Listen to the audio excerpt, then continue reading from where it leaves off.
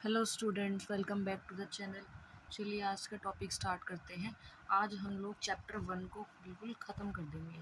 आज मैं लेके आई हूँ चैप्टर 1 की 1.2 के सॉल्यूशंस, जिसमें कि आप लोगों को मैंने स्टार्टिंग में ही बताया था, इसमें रूट वाले क्वेश्चंस आते हैं जिसमें हमको किसी भी नंबर को इरेशनल नंबर प्रूव करना होता है।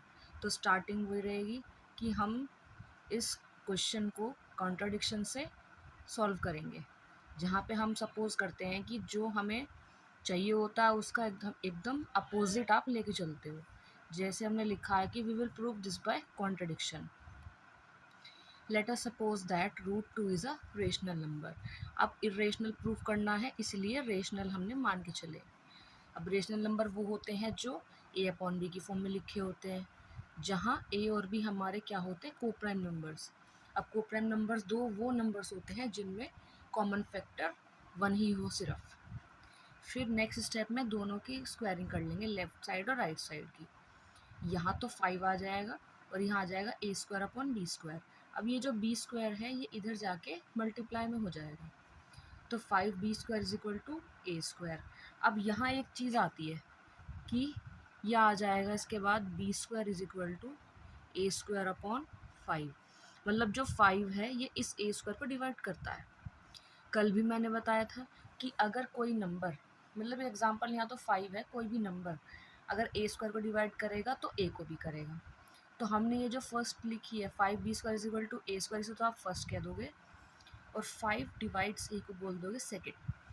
अब जब डिवाइड करेंगे तो कुछ ना कुछ रिमाइंडर तो आएगा, तो उसको हमने c से डिनोट कर दिया यहाँ पर कि a = 5c, जहाँ पे c हमारा कोई भी इंटीजर हो सकता है। फिर हमने इसी का क्या कर लिया, फिर से स्क्वायर कर लिया। जब a का स्क्वायर करेंगे तो a², 5c का करेंगे तो 25c²।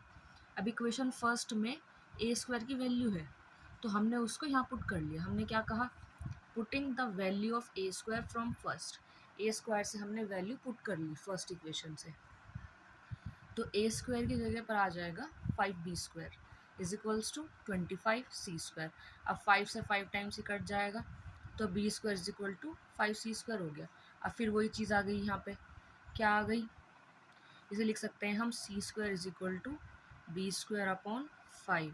मतलब 5 फिर से b² को डिवाइड कर रहा है। अब 5 डिवाइड करेगा b² को तो b को भी करेगा। तो यहाँ इसको तो हमने थर्ड कह दिया और इसे कह दिया फोर्थ।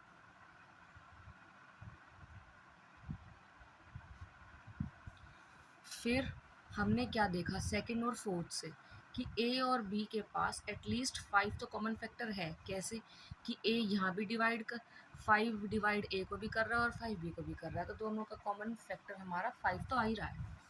लेकिन ये तो कॉन्ट्रडिक्शन हो गया। क्यों? क्योंकि यहाँ बोला था कि a और b के पास कॉमन फैक्टर 1 से अलग कुछ नहीं होना चाहिए था, जो कि आ रहा है 5।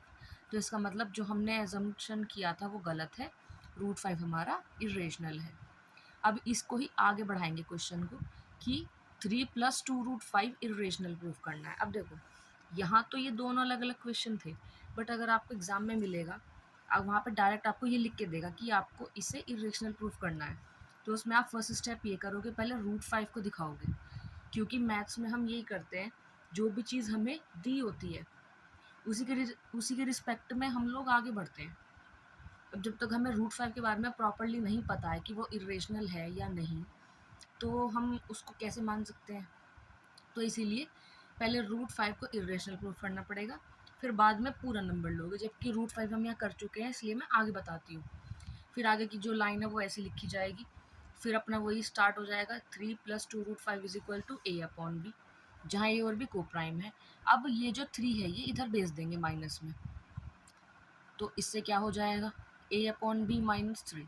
अब यहाँ पे एलसीएम ले लिया जाएगा, b यहाँ तो यहाँ पे है, अब 3 लिखा है, इसको हम 3/1 करके ऐसे लिख सकते हैं। अब पूरे में जब b का एलसीएम लाना है तो यहाँ तो है, लेकिन यहाँ मल्टीप्लाई b की करनी पड़ेगी फिर से, ठीक है। तो फिर ये हो गया a - 3b/b, और ये जो 2 है ये आ जाएगा डिवाइड में नीचे। अब ये साइड, अब a और b तो इंटीजर्स हैं, है ना। अब इंटीजर्स से मिलके जो भी फिगर हमारी बनती है या नंबर बनता है वो रेशनल होता है, तो इसका मतलब ये भी रेशनल होना चाहिए। लेकिन ऐसा तो नहीं है, क्योंकि रूट 5 तो हमने अभी ऊपर ही प्रूफ करा है कि ये इरेशनल है। तो इसका मतलब कि हमारी अजम्पशन फिर से गलत हो गई है। तो इसका मतलब ये जो हमारा नंबर है ये हमारा इरेशनल है। अब सिमिलरली हमारे और यही पार्ट्स हैं आगे वाले, तो इसमें मैंने डायरेक्ट किया है, इसमें मैंने लैंग्वेज नहीं लिखी क्योंकि सब क्वेश्चंस में लैंग्वेज सेम रहेगी। अब इसमें 1/√2 इजिकल टू a/b। अब इसको √2 लाने के लिए पीछे वाले का रेसिप्रोकल कर दिया। अब ये रेशनल है, ये इरेशनल है, तो इक्वल नहीं है, तो इसलिए इरेशनल होगा। ऐसे ही ये वाला है 7 आपका यहाँ आ जाएगा डिवाइड में। अब फिर से a और b इंटीजर है, तो a/7 भी रेशनल होगा। इक्वल में ये लिखा है तो ये भी रेशनल होना चाहिए, लेकिन हमें पता है क्या, हमें ये पता है कि ये तो इरेशनल नंबर है, तो इसलिए ये भी वो हो गया, इक्वल नहीं है। इक्वल नहीं है तो कॉन्ट्रडिक्शन है, कॉन्ट्रडिक्शन है तो हमने जो एजम्पशन किया था वो गलत है। 7√5 इरेशनल है। ऐसे ही लास्ट वाला पार्ट है आपका कि 6 + √2 है, तो पहले 6 इधर ले जाएंगे, बिल्कुल से सिमिलर ये पहले वाले की तरह ही है। इधर लेगा इसको a/b -6, तो इसका एलसीएम ले लेंगे a-6b/b। फिर वही चीज़ है कि ये तो रेशनल है, तो ये रेशनल है तो ये भी होगा, लेकिन √5 इरेशनल है, दोनों साइड इक्वल नहीं है, तो इसका मतलब ये फिर से क्या हो गया, हमारा कॉन्ट्रडिक्शन हो गया। अब यहाँ पे सब क्वेश्चनों में ये चीज़ आप ये समझना कि पहले √2 यहाँ पे दिखाना पड़ेगा आपको। डायरेक्ट आप ये करोगे तो आपको आधे ही मार्क्स मिलेंगे, अगर क्वेश्चन 3 मार्क्स का होगा तो 1.5 मिलेंगे बस। सिमिलरली इनमें भी ऐसा ही है, पहले यहाँ √2 को दिखाना पड़ेगा, यहाँ √5 को, जब भी आप ये आगे कर पाओगे, नहीं तो क्वेश्चन आपका इनकम्प्लीट हो जाएगा। Thank you so much. अब मिलेंगे चैप्टर नंबर 2 पे। Thank you.